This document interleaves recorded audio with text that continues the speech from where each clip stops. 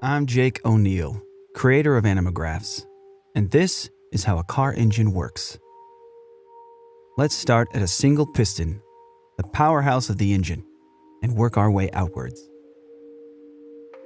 The four-stroke cycle. When a piston travels to the end of its range, whether up or down, that's a stroke. Car engines use a four-stroke cycle, and it goes like this. First, intake. The piston descends, sucking an air-fuel mixture into the cylinder through the intake port, with both intake valves open. Next, compression. With all valves closed, the piston comes back up, compressing the fuel and air mixture for more powerful combustion. Then, the power stroke. An electrical spark ignites the compressed fuel and air mixture, and the resulting combustion forces the piston to the bottom of the cylinder again. A connecting rod transfers this power to the crankshaft. Finally, exhaust. The piston comes back up, pushing the spent mixture out through open exhaust valves and the exhaust port, connecting multiple pistons. For smooth power delivery, pistons take turns firing. The firing order for this engine is 1, 3, 4, 2. Camshafts with specially shaped cams push spring-loaded valves open in turn. Cam gears and a timing belt or chain links everything to the crankshaft, and it all spins together. The crankshaft translates piston power out of the engine. It has counterweights to balance against the pistons for perfectly smooth revolutions. This is what RPM means.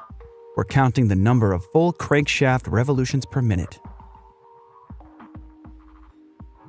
The engine block holds the crankshaft and cylinders, and the cylinder head holds valves, ports, cams, etc.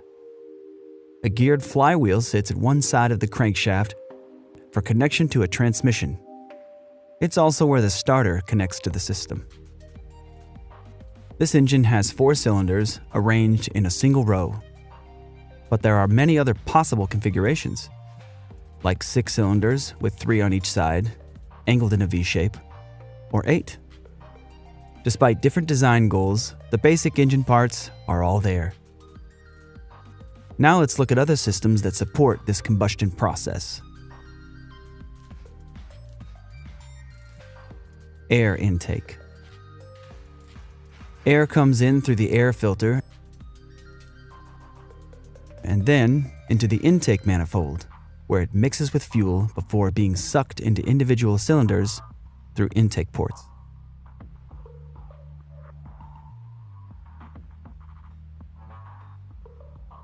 Fuel. The fuel pump carries gas from the tank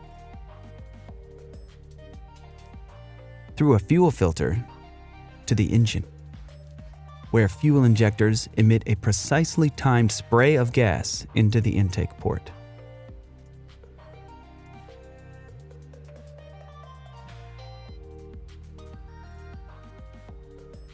Cooling.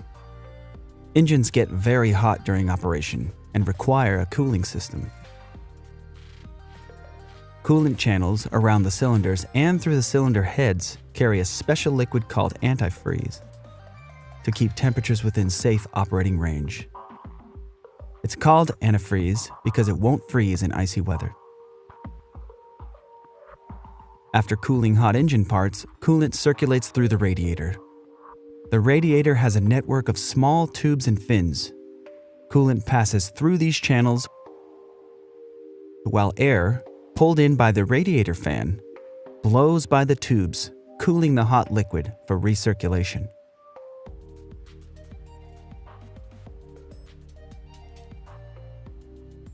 A water pump keeps the coolant system flowing and properly pressurized.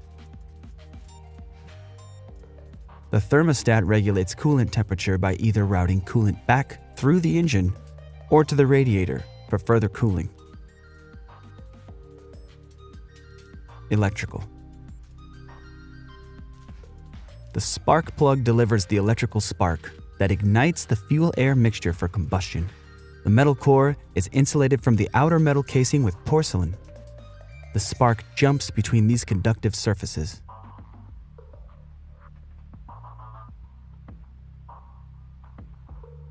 The coil pack delivers electrical current to the spark plugs as directed by the ECM, or Engine Control Module. The ECM is a computer that directs many core engine functions like spark timing, valve open and close timing, air-to-fuel ratio, etc.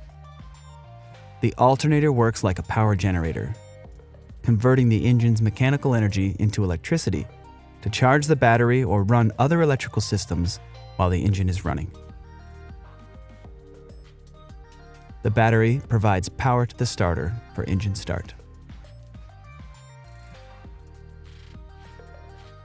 Oil. Motor oil is used to lubricate, clean, prevent corrosion, improve sealing, and cool the engine by carrying heat away from moving parts. Rings around the top of the piston head keep oil out of the combustion process, while otherwise allowing the cylinder to be lubricated. Oil galleries are channels through the engine block and cylinder head that carry oil to various engine parts. Oil flows through the engine and back to the oil pan for recirculation. Oil rests in the oil pan when not in circulation. The oil pump keeps oil properly pressurized and flowing. And the oil filter keeps oil clean from contaminants.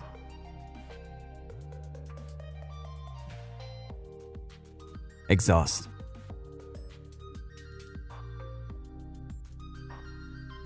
The exhaust manifold collects gases from multiple cylinders into one pipe. Exhaust flows through the catalytic converter, which captures toxic chemicals in engine exhaust, and then out through a muffler that reduces exhaust noise. And finally, here's the full functioning engine with all the basic systems we've discussed.